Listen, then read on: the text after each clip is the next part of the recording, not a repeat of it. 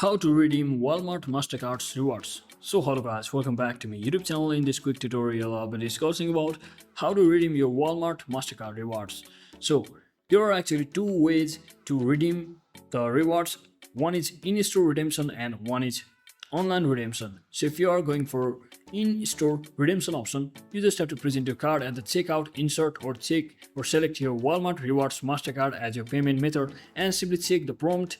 The credit card reader will display how many rewards dollars you have available to redeem, and just follow the on-screen prompts to redeem your rewards dollars in $5 increments for almost any item Walmart sells. And if you are looking for the online redemption method, you just have to add the items to your cart. So just shop on walmart.com or the Walmart app and add your desired items to your cart. When you're ready to pay, connect your Walmart Mastercard to your Walmart account if you haven't already, and just proceed to checkout, and simply at checkout you will see your available rewards. So at checkout you will see your available rewards. Enter the amount of reward dollars you wish to use toward your order and simply place your purchase. So that's it for today guys. I hope this video was informational. If it was, don't forget to like and subscribe. See you on the next one.